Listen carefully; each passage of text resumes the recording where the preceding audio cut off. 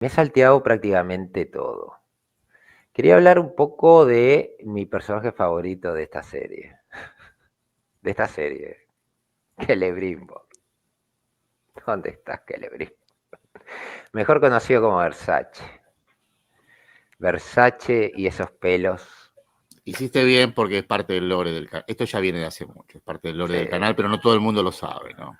No, le decimos Versace porque tiene un estilo que no tiene nadie en toda la Tierra Media. Nunca se vio tan bien la Tierra Media.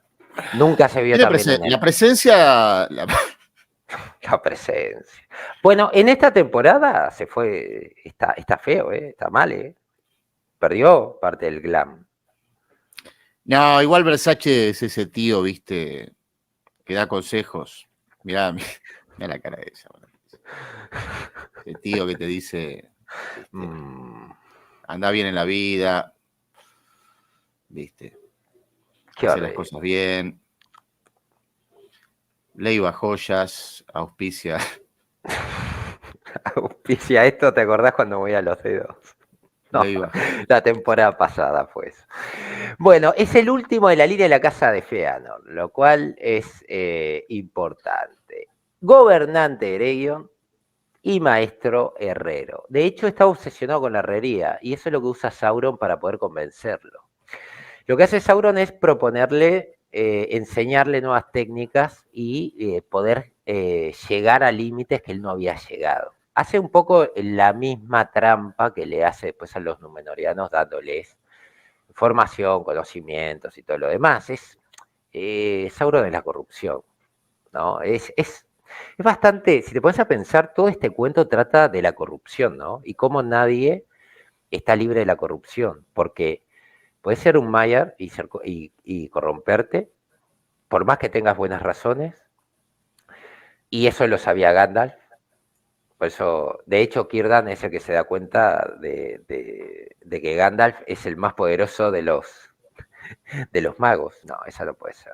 Estoy soñando. No, no puede ser. Bueno, la cosa es que el señor de Eregion, nunca mejor dicho, trataba mucho con los enanos, ¿no? Y sobre todo el reino de Khazad Dûm, cosa que está bastante bien tratado en la serie de que al menos eso es canónico.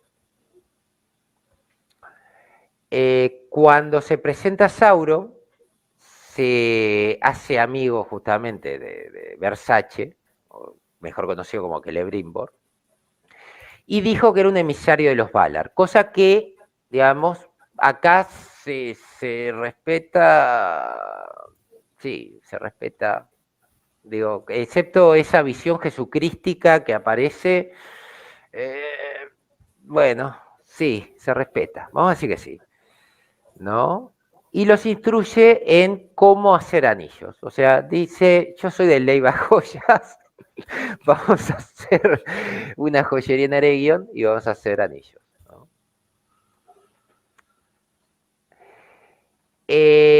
Según los textos que Celebrimbor al principio no confiaba en él, pero Sauron logra engañar a todos los herreros.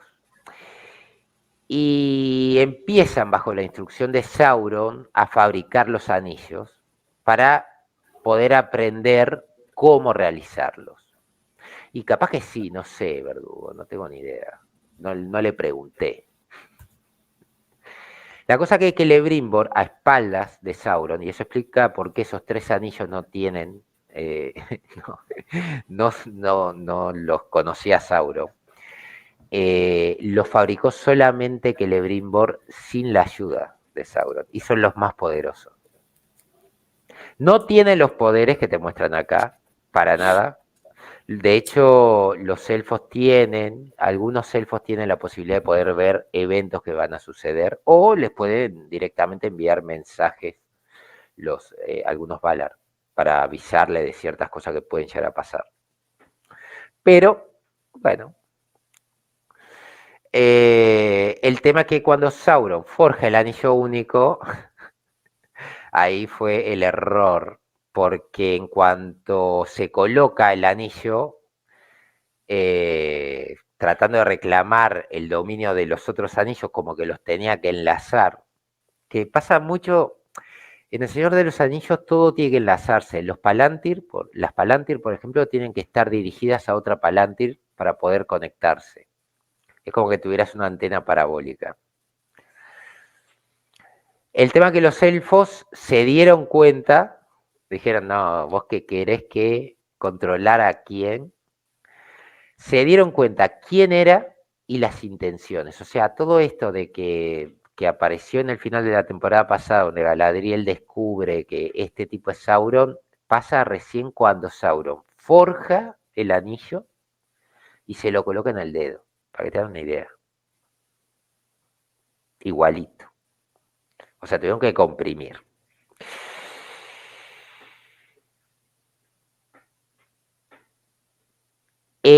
Lo bueno que tuvo Celebrimbor fue el crear esos tres anillos porque no fueron tocados por Sauron. Y hay una alusión en la serie, para hablar algo bueno, en donde cuando va a tirar el mitril, Celebrimbor le dice a Sauron, dámelo que yo lo tiro. Y él lo toca, lo aprieta, dice, por el poder de Sauron y lo pone en la forja. Lindo toque, sutil, sutil.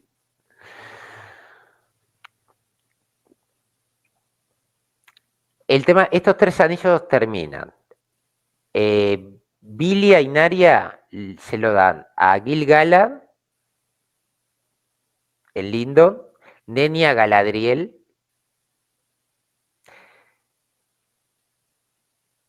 y el más poderoso de los 7 se lo dio a Durin III. Una pizca de maldad. Claro, le faltó reírse a Sauron cuando tiró eso, ¿eh? Me hubiera gustado. Me hubiera gustado. La cosa es que, bueno, en ese momento es que Sauron le dice, bueno, quiero todos mis anillos. Quiero mis 16 anillos y quiero que me los des. Como ven, hasta ahora Galadriel, por ejemplo, no ha peleado. Lo único bueno es que se dio cuenta quién era Sauron. O sea, se dio cuenta, dijo, este tipo, yo no confío en este tipo, me voy de Eregion y se fue para Lindon. Y le dijo a Celebrimbor, manejate. Que esto está mostrado cuando se va cabalgando con Elrond y están jugando carreras para ver quién llega primero con Gil-galad con los anillos. Pero en realidad, como que no tiene mucho sentido, ¿no? Y bueno, y obviamente Celebrimbor es capturado y es asesinado, ¿no? Se ve obligado bajo tortura eh, a revelar la ubicación de esos 16 anillos que había tocado Sauron, pero no le dice nada de los otros tres. El álbum para completarlo se complicó. Es que se complica. Sauron se calienta, lo mata y lo cuelga de un poste y lo usa como estandarte. ¿Y estandarte para qué? Para ir a los puertos grises. O sea que el abuelito lo lleva de paseo, después de muerto, a los puertos grises. ¿No? Lo cual es una historia fascinante porque técnicamente es... si no hubiese estado Celebrimbor, de última, él termina siendo el causante, no sé si el causante en realidad, pues si te pones a pensar, todo el plan de Sauron era demencial. Sauron era súper poderoso. Ha tenido peleas en donde se ha transformado en hombre lobo, murciélago gigante para escapar, serpiente. Era muy poderoso y decide partir su poder para tratar de conseguir más poder, obviamente, pero arriesgándolo todo en este plan de 16 anillos tirados por ahí. Entonces, si te pones a pensar, lo que él ponía en riesgo era muchísimo. Frente a una Tierra Media que ya había estado devastada por varias guerras y yo diría que la mayor parte de las facciones estaban bastante debilitadas. Entonces, es complicado, ¿no? Pero el pobre Celebrimbor anda jodido. Quería hablar de Círdan, porque Círdan cuando lo vi me gustó. tengo que ser honesto, para mí de lo mejor que he visto en la temporada es Círdan. Y como ven, hace barcos. Círdan es el responsable de hacer los barcos por los cuales los elfos cruzaban eh, a Valinor, creo que era Valinor. Warrior Galadriel. No, Warrior Galadriel no existía, ¿no? Pero para poder ir con los Valar tenían que cruzar en barcos y es él el que se especializa en la creación de flotas. De hecho, ayudó con sus flotas en varias guerras, peleó, hizo y termina, logra, siendo anciano, llegar con los Valar, cosa que él quería. Pero siempre, por algún motivo, no podía ir.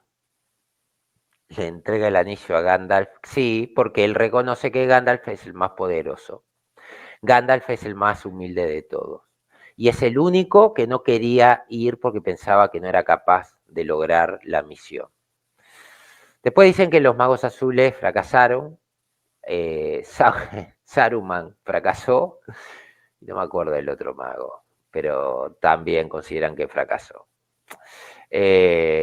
O sea, el que menos fe se tenía era el más poderoso. Y de hecho, Ilúvatar cuando lo revive hace trampa.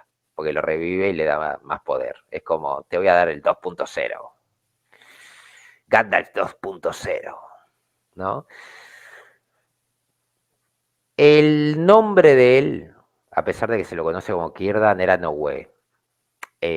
O el carpintero de barcos.